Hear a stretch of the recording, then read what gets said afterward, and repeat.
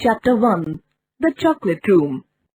Charlie Bucket is a young boy who comes from a poor but loving family. Grandpa Joe and Grandma Josephine, Grandpa George and Grandma Georgina, and his mother and father. They all live in a little house under the shadow of a giant chocolate factory.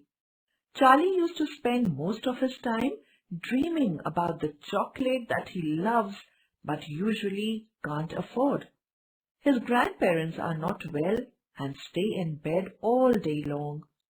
Charlie's father works hard in a toothpaste factory, but no matter how hard he works, he never makes enough money to feed his family, and Charlie always remains undernourished. Charlie loves chocolate and gets one chocolate bar for his birthday every year. The great Willy Wonka's chocolate factory is close to where Charlie lives. Mr. Wonka makes an announcement that he will allow in his factory 5 lucky people who find a golden ticket in 5 separate chocolate bars. The lucky winners are Augustus Gloop, Veruca Salt, Mike TV, Violet Beauregard, with the 5th going to a very special boy called Charlie Bucket. Charlie, along with his grandpa, joins the rest of the children to experience the most amazing factory ever. Mr. Wonka's factory was full of exciting surprises.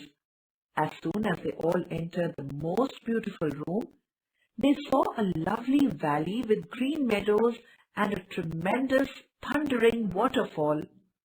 A cluster of gigantic glass pipes were hanging from somewhere very high up. They were sucking the brownish muddy water from the river just below the waterfall and carrying it away to somewhere unknown. Since the pipes were made of glass and one could see the liquid bubbling and flowing in the pipes, gorgeous flowers were there on the river banks.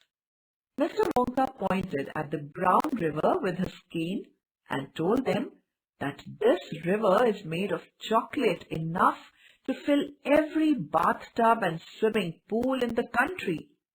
The glass tubes deliver thousands of gallons of chocolate every hour to other parts of the factory.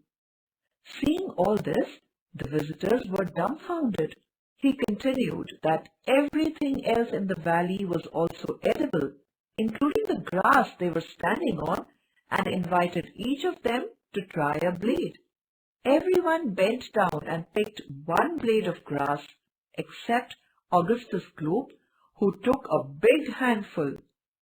Suddenly, Veruca Salt screamed and pointed excitedly at a little man moving below the waterfall.